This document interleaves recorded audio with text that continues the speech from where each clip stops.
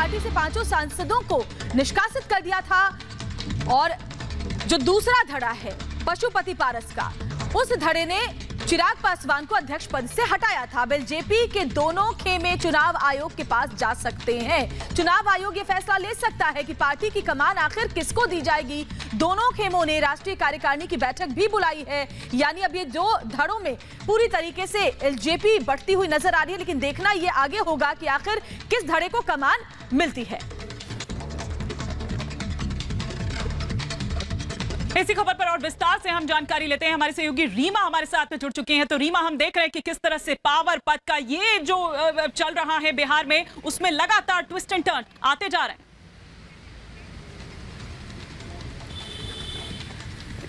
हमारी आज दो बड़ी बातें होनी है। पहली दफा चिराग पासवान अपने चाचा बागी चाचा के खिलाफ में बोलेंगे, तो क्या बोलेंगे ये सबसे दिलचस्प पहलू है, क्योंकि कल दोपहर तक उन्होंने कोशिश की कि चाचा मान जाए, इसके अलावा जो चचेरे भाई है वो मान जाए और लोग भी मान जाए, पार्टी और परिवार दोनों बची रहे, लेकिन ये नहीं हुआ। दोपहर के बाद से बाकायदा उन्होंने एक्शन लेना शुरू किया। पहले लेटर के जरिए बताया कि ये विवाद कब से चल रहा है, वो लेटर पुराना था, उसमें जिक्र किया गया कि पशुपति पारस का रुख कब से बदला हुआ है। इसके अलावा जो दूसरी बड़ी बात हुई, उन्होंने पार्टी से 5 को बाहर का रास्ता दिखा दिया। अब वो आज हमलावर होंगे और आज जो दूसरी अपडेट है, जो दूसरी बड़ी बातें होने वाली है वो पटना में होने वाली है। पटना से खबर ये मिल रही है कि पशुपति पारस दोपहर 3 बजे तक संभवतः पहुंचेंगे।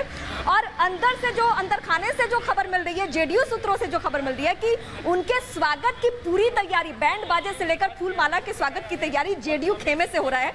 हालांकि दिखाने के लिए ये नहीं किया जाएगा, लेकिन आप देखिए कि जेडीयू को कितनी खुशी है। जो बार बार कहा जा रहा है कि नीतीश कुमार ने अपना बदला ले लिया, बीजेपी की कहीं कोई भूमिका हो सकती है, तो वाकई इन बातों में सच्चाई है। जो बिहार की राजनीति को समझते हैं उन्हें बखूबी मालूम है कि कितने बिल्कुल रीमा, साठगांठ की बात उसमें निकलकर सामने आ रही थी कि जिस तरीके से जेडीयू के सामने खड़े हुए थे चिराग पासवान, उसका ही नतीजा है जो आज उन्हें ये देखने को मिल रहा है। केशव हमारे सहयोगी जुड़ चुके हैं। केशव, रीमा जो बता रही थी कि अंदर खाने से खबर है कि स्वागत की तैयारी पशुपति पारस के लिए कर ली गई है, वहां पर आप क्या तस्वीर देख पा रहे हैं?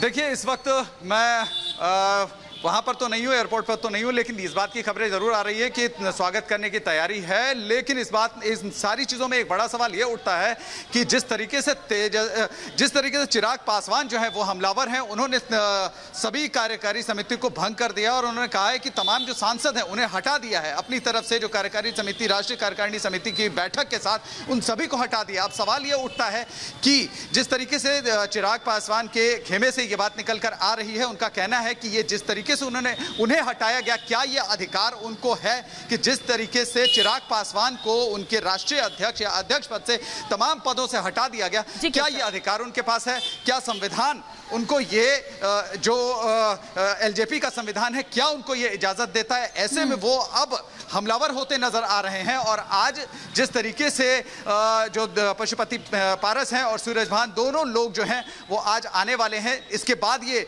जब हमने उनसे बात की और जानने की कोशिश की कि क्या बिल्कुल केशव, और वर्चस्व की इस लड़ाई में कौन सा धड़ा जीतता है, पशुपति पारस या फिर चिराग पासवान? आगे बढ़ते हैं।